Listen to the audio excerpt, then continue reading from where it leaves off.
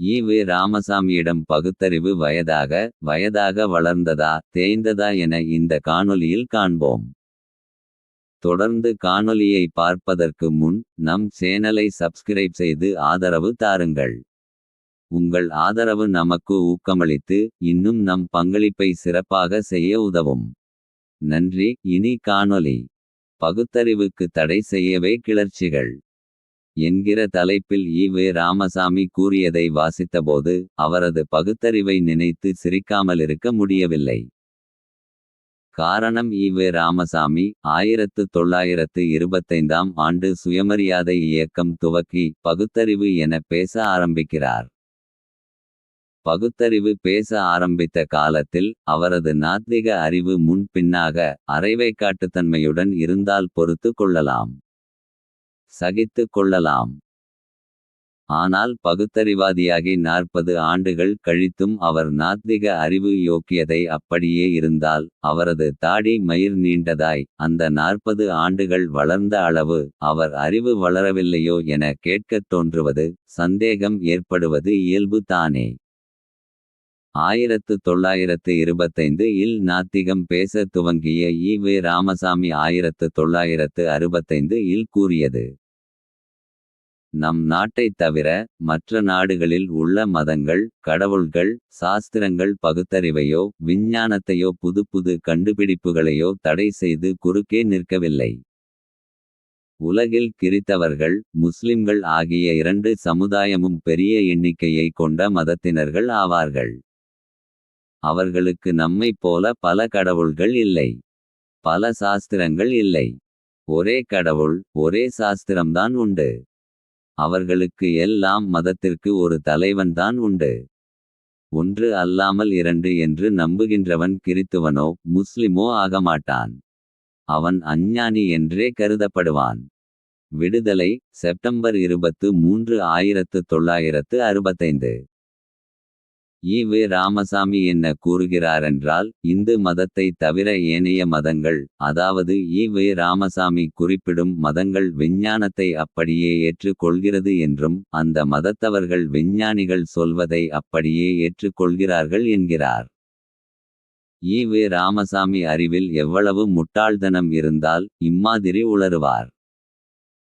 சில வருடங்களுக்கு முன்னால் ஆப்கனிலும் பாகிஸ்தானிலும் போலியோ தடுப்பு மருந்து போடும் பணியாளர்களை சுட்டு கொன்றனர். இம்மாதிரியான தடுப்பு ஊசிகள் இஸ்லாத்துக்கு எதிரானது, மேற்கத்திய சதியென்றும் மத அடிப்படைவாதிகளின் கருத்தாக உள்ளது.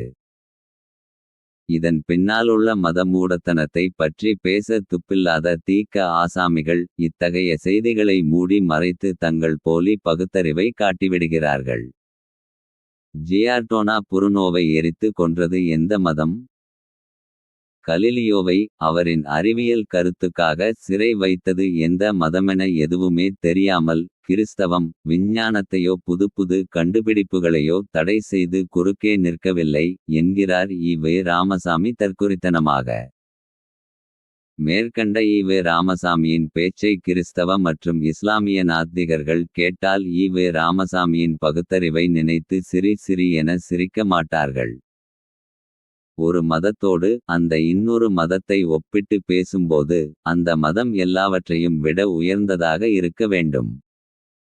அப்படியொரு மதத்தை ஈ. ராமசாமியால் காட்ட முடியுமா? பொய்யாக ஒன்றை பேசுவது ஈ. ராமசாமி தனக்கு பின்னாலிருப்போரையெல்லாம் முட்டாளாக்குகிற வேலையன்றி வேறென்ன? நம் நாட்டு மதத்தையும் பொண்டாட்டி, வைப்பாட்டி, குழந்தை குட்டிகள் என வைத்துள்ள கடவுள்களையும் வெளிநாட்டுக்காரன் பார்த்தால் சிரிக்க மாட்டானா என கேட்பார் ஈ. ராமசாமி. அதைப் போலவே அரைவைக்காட்டுத்தனமான அறிவுடன் ஈ. ராமசாமி பகுத்தறிவு கருத்தென கூறியதை கேட்டால் சர்வதேச நாத்திகர்கள் சிரிக்க மட்டுமா செய்வார்கள், காரித்துப்பவும் மாட்டார்கள். ஜியார்டோனா புருனோவிற்கு கிறித்தவ திருச்சபை தந்த தண்டனையை ஈ. ராமசாமி அறியவே இல்லை போலும். அறிந்திருந்தால் கிறிஸ்தவம் விஞ்ஞானத்தையோ புது கண்டுபிடிப்புகளையோ தடை செய்து குறுக்கே நிற்கவில்லை என உருட்டுவாரா? ஜியார்டோனா புருனோவிற்கு கிறித்தவ திருச்சபையை எதிர்த்து பிரச்சாரம் செய்தமைக்காகவும் மதத்துவேஷ கருத்துக்களுக்காக 1600ஆம் ஆண்டு எரித்து கொல்லப்பட்டார். எப்பேற்பட்ட கொடுமையை திருச்சபை செய்துள்ளது. ஜியார்டோனா புருனோ எரிக்கப்படுவதற்கு முன் எத்தகைய கொடுமைகளை சந்தித்தார் என பார்ப்போம். அவரது நாக்கும் தாடையுடன் சேர்த்து ஆணியடிக்கப்பட்டது. புருனோ பேசாமல் இருப்பதற்காக. இயேசு சிலுவையில் அறையும் போது செய்யப்பட்டது போலவே ஒரு நீண்ட குச்சியின் கட்டையில் அறையப்பட்டார். புருனோ முகத்தில் இரும்பு கவசம் மாட்டப்பட்டது. எரிப்பதற்கு அவரைச் சுற்றி குச்சிகள் போடப்பட்டன.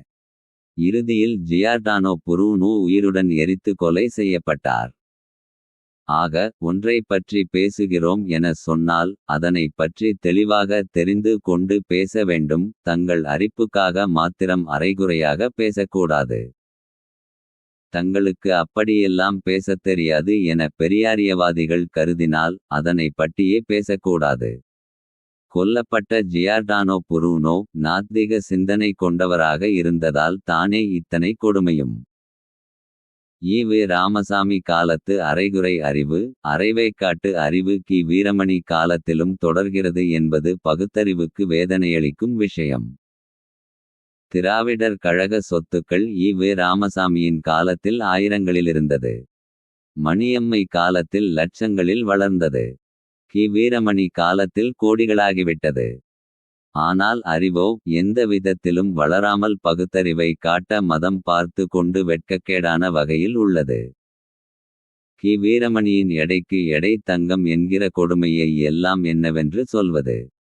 ஐயாவின் அடிச்சுவட்டில் இயக்க வரலாறான தன் வரலாறு 285 என்கிற தலைப்பிலும் எனக்கு எடைக்கு எடை தங்கம் வழங்கப்பட்ட தஞ்சை மாநாடு என்கிற தலைப்பில் ஜனவரி 15 முதல் 31, 2022 உண்மை மாதமிருமுறை இதழில் வந்தது. கழகப் பொறுப்பாளர்களின் அன்புக்கிணங்க மேடையிலே ஒரு பெரிய தராசினை கொண்டு வந்து ஒரு தட்டில் எண்ணெயும் மற்றொரு தட்டில் ரூபாய் நோட்டுகளும் தங்கமும் வைக்கப்பட்டன. தராசு முள் நடுவில் நேராக நின்றதும் நான் இறக்கி விடப்பட்டேன்.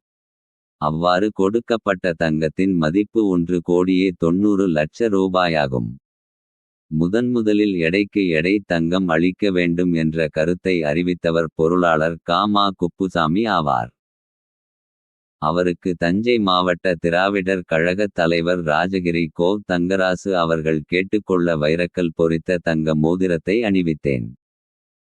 இப்படி கோடிகளை குவிக்க நினைக்கிறவன் எப்படி உண்மையான பகுத்தறிவை பேசுவான்? ஈ.வே. ராமசாமி தம் அறிவு கொண்டு பகுத்தறிவாதிகளை உருவாக்குவார் என பார்த்தால் முட்டாள்களை தானே உருவாக்கி வைத்துள்ளார். விளைவு தன் பகுத்தறிவு கருத்துக்காக இஸ்லாமிய பயங்கரவாதத்திற்கு தன் பார்வையை இழந்த சல்மான் ருஷ்டி பற்றி பேச கி. வீரமணிக்கு அச்சமாக உள்ளது. விஞ்ஞானத்திற்கும் புதிய கண்டுபிடிப்புகளுக்கும் இந்து மதம் எதிராய் இருந்தது என பொய்யை தைரியமாய் புனையும் வாய் ஏனைய மதங்கள் அதே விஷயத்தில் எப்படி இருந்தது என்கிற உண்மையை பேச அஞ்சுகிறதே பயந்தாங்கொள்ளிகளாக உள்ளதே. மேலும் பகுத்தறிவுக்கு தடை செய்யவே கிளர்ச்சிகள் என்கிற தலைப்பில் வந்த கட்டுரையில் ஈ.வே. ராமசாமி கூறியது கிறித்தவரும் முஸ்லிமும் கடவுள் ஒருவர்தான், உருவம் கிடையாது. அவருக்கு ஒன்றும் வேண்டியது இல்லை. அவர் கருணையானவர், அன்பானவர், அருளாளர் என்று தான் கூறுகின்றார்கள். நமது கடவுள் இப்படியா? எந்த கடவுளை எடுத்தாலும் கையில் அரிவாள், கொடுவாள், வேலாயுதம், சூலாயுதம் இவற்றை அல்லவா கொடுத்து உள்ளீர்கள். இவற்றை எல்லாம் கண்டிக்க புத்தி கூற எங்களை தவிர யார் உங்களுக்கு பாடு பட்டார்கள்? விடுதலை செப்டம்பர் 23, 1965. கிறித்தவர் முஸ்லிம் கடவுள்கள் கருணையானவர், அன்பானவர், அருளாளர் என்று தான் கூறுகின்றார்கள் என்கிறார் ஈ.வே. ராமசாமி. அவ்வாறு யாராவது கூறுகின்றார்கள் என்றால் பகுத்தறிவாதி என சொல்லிக் கொள்பவன் என்ன செய்ய வேண்டும்? தன் அறிவு கொண்டு அவர்கள் கூறுவது உண்மை தானா என சரி பார்த்திருக்க வேண்டும். சிறுபான்மை சமூக விஷயத்தில் ஈ.வே. ராமசாமிக்கு சரி பார்க்கிற அறிவே ஒரு போதும் இருந்ததேயில்லை என தான் சொல்ல வேண்டும்.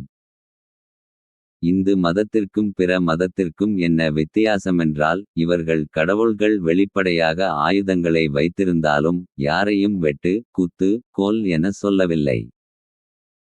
அவர்கள் கடவுள்கள் வெளிப்படையாக ஆயுதங்களை வைத்து கொள்ளவில்லை என்றாலும் தங்கள் கடவுள்களை வணங்காதவனை கொல்லாமல் விடாதே என பாடமெடுக்க தயங்கவில்லை. இது ஈ.வே. ராமசாமியின் பேரறிவாக்கு தெரியாதா?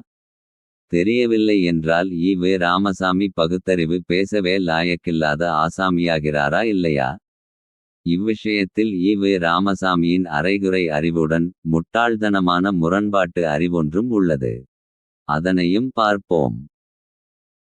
கடவுள்கள் கையில் அரிவாள் கொடுவாள் வேலாயுதம் சூலாயுதம் எதற்கு என கேட்ட ஈ.வே. ராமசாமி தான் புத்தி பேதலித்து போய் கூறியது, நாம் இங்குதான் பாரத வீரர்கள் பீமன் சந்ததிகள் என்று மேடையேறி பேசிக்கொள்ளுகின்றோமேயொழிய ஓர் அராபிதேசத்தவனை நடுத்தடத்தில் கண்ணில் பார்த்து விட்டால் நமது மக்கள் ஆண் பெண் அடங்கனும் நடுங்குகின்றன. காலுடன் மூத்திரம் பெய்ந்து கொள்ளுகின்றன. வெளிதேசத்திலிருந்து எவன் வந்தாலும் அவனைக் கண்டால் இப்படித்தான் நடுங்குகின்றோம். ஆனால் நாம் காளி வீரன் கருப்பன் முனியன் சடையாண்டி முதலிய வீரம் பொருந்திய தெய்வங்களை கும்பிடுகிறவர்களாகவும் இருக்கிறோம். எதற்காக கும்பிடுகிறோம் என்றால் அத்தெய்வங்களுக்கு உள்ள தைரியம் நமக்கும் வரவேண்டுமெனவே தான் என்கிறோம். ஜூன் 28, 1931 குடியரசிலிருந்து. கடவுளின் கையில் ஆயுதங்கள் எதற்கு என்று கேட்ட வாய்த்தான் பேசிய நாக்கு தான் ஆயுதங்களுடன் உள்ள காளி வீரன் கருப்பன் முனியன் சடையாண்டி முதலிய வீரம் பொருந்திய தெய்வங்களை ஏன் கும்பிடுகிறோம் என்றால் அவர்கள் வீரம் நமக்கும் வர வேண்டும் என்பதற்காக தான் எனவும் கூறி கையிலுள்ள ஆயுதங்களுக்கு நியாயம் சேர்க்கிறது. ஒரு நாக்கு தான். ஆனால் எப்படி வேண்டுமானாலும் பேசுகிறதே. நமக்கு ஈ.வே. ராமசாமியின் முட்டாள்தனமான பகுத்தறிவு பெரிய வியப்பை தரவில்லை. வியப்பை தருவதெல்லாம் மேற்கண்ட ஈ.வே. ராமசாமியின் பகுத்தறிவுக்கு தடை செய்யவே கிளர்ச்சிகள் என்கிற கட்டுரையை ஆயிரமாயிரம் தீக்க ஆசாமிகள் வாசித்து இருப்பார்கள். ஒருவருக்கு கூட ஈ.வே. ராமசாமியின் பகுத்தறிவிலுள்ள மானக்கேடான பிழைகள் மத அறிவில் அவரிடம் இருந்த அரைகுறை தேடல் தன்மை என எதுவுமே எவர் கண்ணிலும் படவில்லையே என்பது தான் மிக பெரிய வியப்பு. ஆச்சரியம். எந்தவொரு மதத்தின் வேத புத்தகங்களில் உள்ள தவறுகள் மூடநம்பிக்கைகள் அயோக்கியத்தனங்கள் அந்தந்த மதத்தை சேர்ந்தவர்களுக்கு தெரியாதோ அப்படித்தான் தீக்க ஆசாமிகளுக்கும் ஈ.வே. ராமசாமியின் அறிவிலுள்ள பிழைகளும் தெரிவதே இல்லை. இந்த லட்சணத்தில் தங்களை பகுத்தறிவாதி என சொல்லிக் கொள்வது பாழும் குற்றமில்லையா?